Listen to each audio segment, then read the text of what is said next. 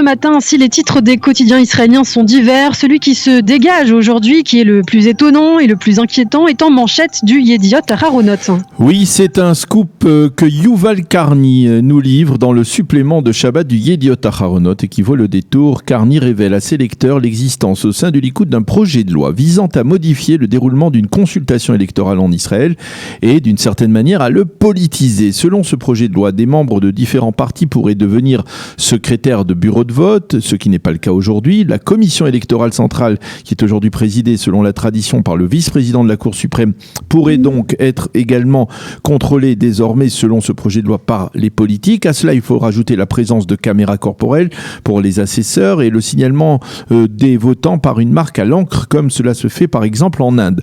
Au Likoud, on ne dément pas l'existence d'un tel document et le député Karaï, qui est considéré comme proche de Binyamin Netanyahou, réagit même à son contenu en affirmant que l'objectif est d'augmenter la transparence du scrutin. Alors bien sûr, lorsque l'on lit les détails de ce document, un développement vient à l'esprit, la contestation du résultat des élections présidentielles américaines qui, selon les proches de Donald Trump, ont été donc falsifiées. Nahum Barnea commente cela et écrit ce matin dans le Yediot Aharonot: Donald Trump ne conteste pas seulement les résultats, il conteste les règles du jeu. Tout résultat qui n'est pas une victoire ne peut être autre chose qu'un complot ourdi contre lui et un crime sans précédent, écrit Nahum Barnea. Et Barnea de rajouter une petite phrase cinglante: en Israël, on connaît le phénomène, en pointant un doigt accusateur en direction de la droite israélienne, une comparaison qui peut susciter à débat. Quant à Amit Segal, il constate que lorsque Trump a contesté au lendemain des élections les résultats, les médias, qui sont d'ordinaire très respectueux de la liberté d'expression, se sont empressés de couper son intervention en direct car trop souvent, les médias, écrit Amit Segal, ont l'intime conviction qu'ils sont, eux, les garants de la vérité et les porteurs de l'intégrité.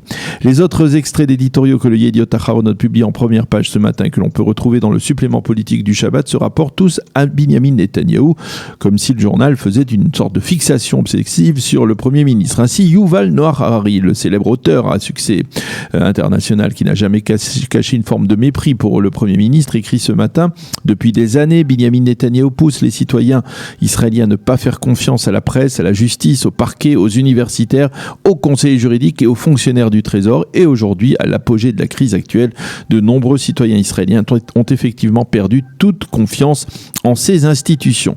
Quant à Sima Kadmon, elle se penche sur la crise politique qui gronde et qui devrait conduire irrémédiablement à un divorce entre Bleu-Blanc et le Likoud, entre Gantz et Netanyahou. Il semble que Netanyahou ait pris très au sérieux les règles de distanciation sociale, écrit-elle.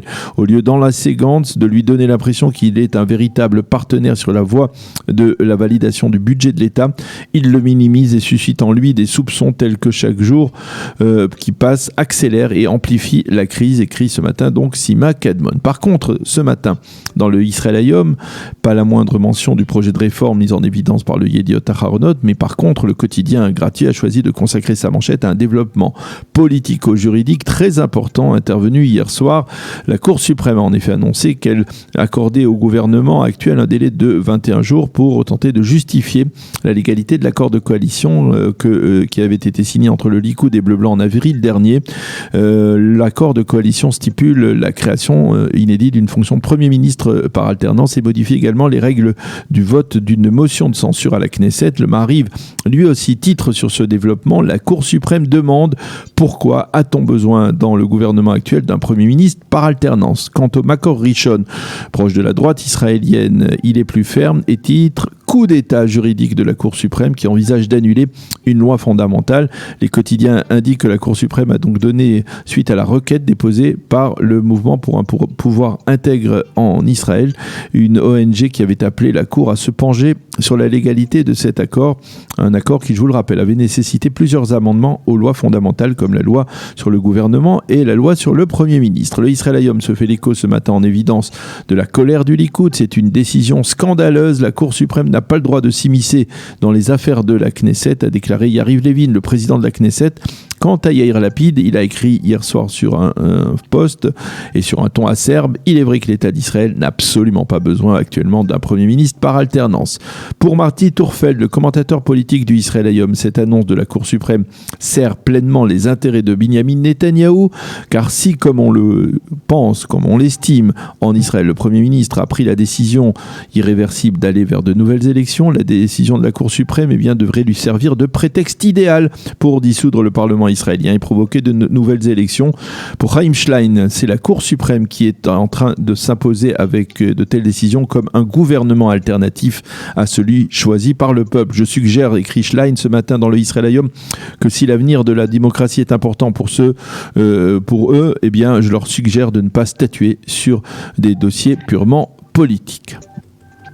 Et puis ce matin, Daniel, les médias israéliens et les sites d'information annoncent que l'État d'Israël devrait signer dès aujourd'hui un contrat avec Pfizer pour l'acheminement de millions de doses de vaccins en Israël. Oui, c'est effectivement ce matin le titre en page d'ouverture de tous les grands sites d'information israéliens. Hier, Binyamin Netanyahou avait promis que les premiers vaccins arriveraient en janvier prochain. Yuli Edelstein s'était montré plus prudent, mais hier soir, le ministre de la Santé s'est aligné sur les déclarations du Premier ministre et il a annoncé qu'Israël devrait recevoir, selon l'accord qui doit être signé avec Pfizer, quelques 8 millions de doses de vaccins. Mais ce matin, le Maariv lui revient sur la conversation entre Binyamin Netanyahou et le directeur général de Pfizer, Albert Bourla. Ben Caspit, le correspondant politique du journal, explique dans son journal qu'avant cette conversation, Binyamin Netanyahou apprenait lors d'une discussion avec les responsables de la santé publique la conclusion d'un accord avec Pfizer à tout prix, par tous les moyens, même, je cite Caspit, si cet argent risque d'être perdu. Les quotidiens israéliens évoquent par ailleurs le report de la réunion du cabinet restreint Corona à dimanche, une réunion au cours de laquelle il sera question de l'instauration d'un couvre-feu nocturne. C'est la fin de cette revue de la presse et des médias.